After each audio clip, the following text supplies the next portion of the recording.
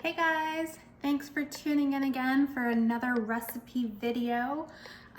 Today's a super drab and rainy day, which is incredibly annoying because tomorrow's meant to be the first day of summer. So WTF Vancouver, what's going on here?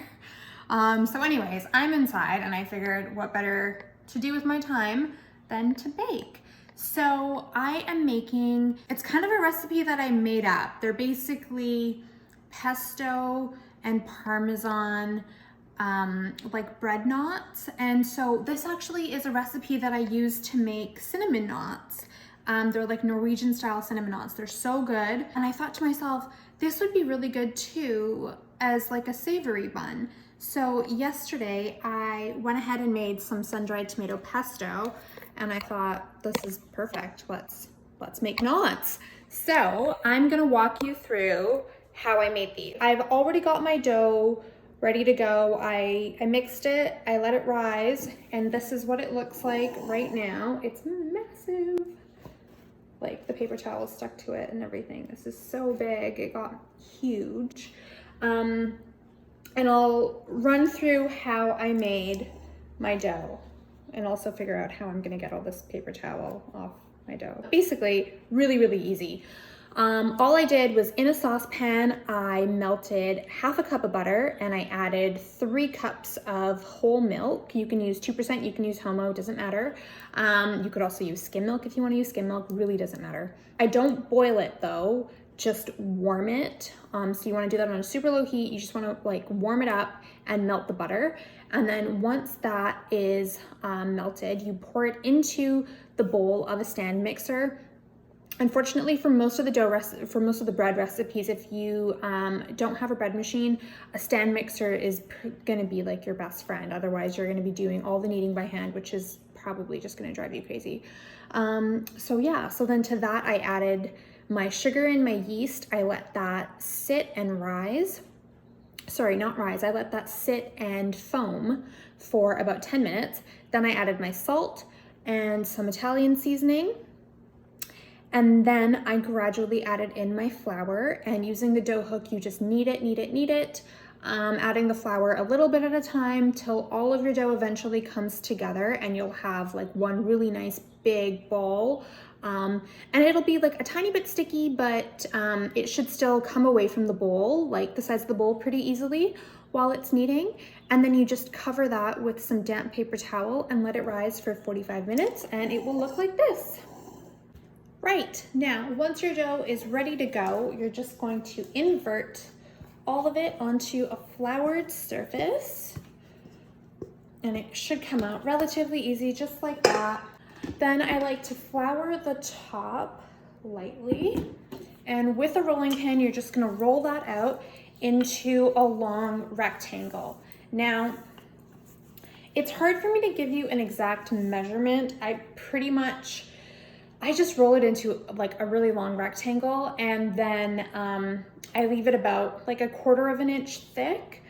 So I typically get like 17 buns or rolls when I make this for my cinnamon roll recipe. So I would imagine it'll be about the same for this, but you can see like this makes a lot and my rectangle is enormous.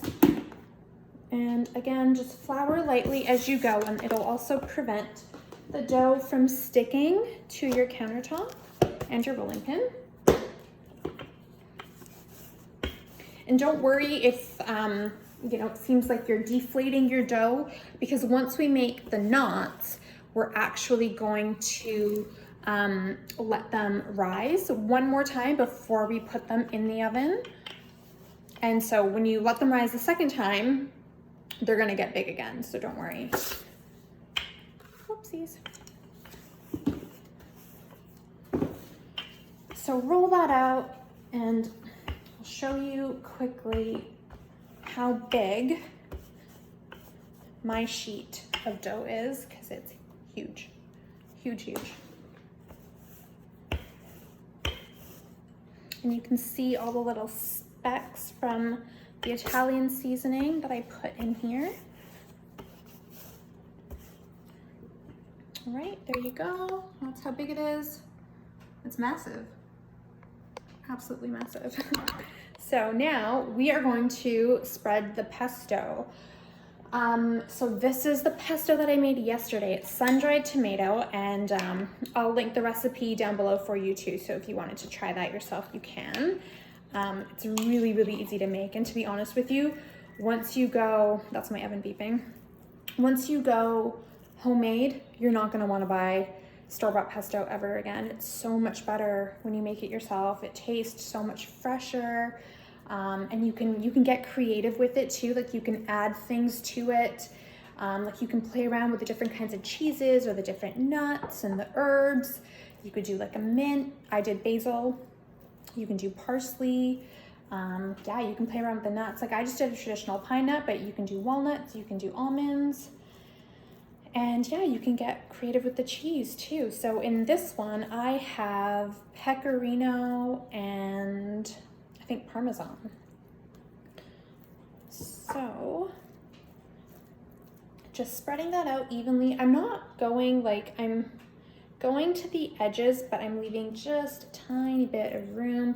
And I want these to be loaded with flavors. So I am being very generous with how much I'm using. There we go. I think that looks pretty good, nice and even. Give you an overhead shot so you can see what that looks like now. Fully covered. And for the next part, what we're gonna do is we're going to fold this over lengthwise. Okay, so that means that I'm gonna start from one long end, and you may need a spatula just to help get the dough off the counter. We're just gonna fold that over so that your ends meet. And ooh, it gets a little bit messy, but it's not too bad. Okay, so fold it over lengthwise so it now looks like that. And now we cut it and we make the knots. So I love making these knots. They are actually a lot of fun to make. They're really cool. They look super hard in the picture that you're gonna see later, but they're actually so simple and so easy to make. So yeah, I would recommend for this using like a pastry cutter to cut your strips, because that's basically what we're gonna do now. We're gonna be cutting strips, and like I said, I usually get about like 16, 17 out of one recipe. You can use a knife if you don't have a pastry cutter. It's not a big deal. But I just don't like using a knife on the countertop because I feel like it might damage the countertop. Right, so I'm actually gonna use this massive spatula to cut my strips out. And what I'm basically doing here is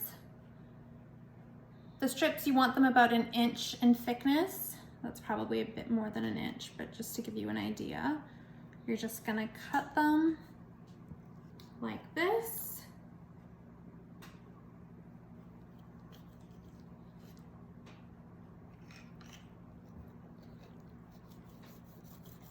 Okay, and then you pick up your strip, twist it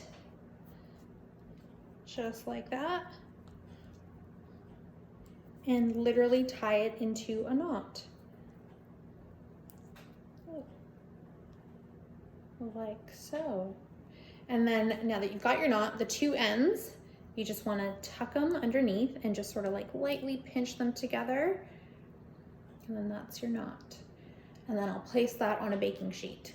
Right, and then repeat the process. So I like to cut all my strips out first, which makes the knot tying faster and easier.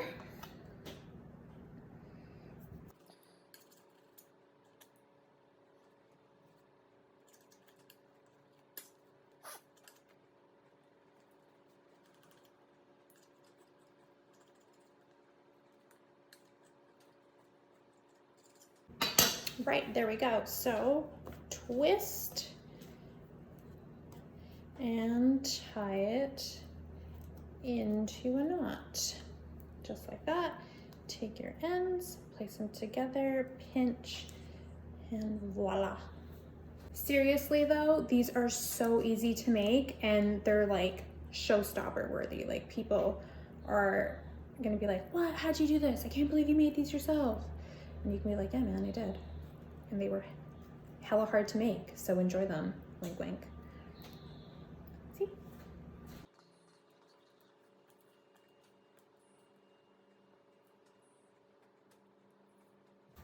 Okay, so I am all done rolling my knots. This is what they look like. Delish, right? Beautiful. So I'm gonna let them rise. I'm gonna cover them with plastic wrap. I'm gonna let them rise for 30 minutes, and then we're gonna brush them with an egg wash, and then top them with a little bit of shredded cheese, and then in the oven they go. Okay, so it's been a full 30 minutes, and as you can see, my buns are huge. No pun intended, haha. So now we're gonna brush them with egg wash, top them with a little bit of shredded cheese, and then in the oven they go. So I bake these at 400 degrees for, I think it's like 12 minutes, but I like to check them at 6 minutes and rotate my pans around so that they get nice and evenly brown. So I'm just using my egg wash and a silicone pastry brush, and very, very generously, you want to brush the egg all over each of these buns. You want to make sure you cover all of the top surface space with wash so they have a really nice even brown. All right, there we go. So now these go in the oven. I totally forgot the cheese. So cheese first, then the oven. So I'm using grated Parmesan on some of these, and on the rest of them I'm gonna use, I think it's pecorino is what I've got. Okay, now these go in the oven. All right, so my buns are done. Don't they just look golden delicious? Definitely try this recipe out at home yourselves, guys.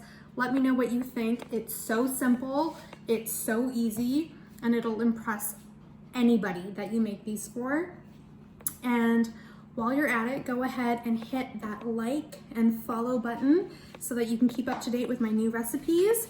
And take care, guys. Have fun, and let me know if you try these at home yourself. Thanks for watching. Bye.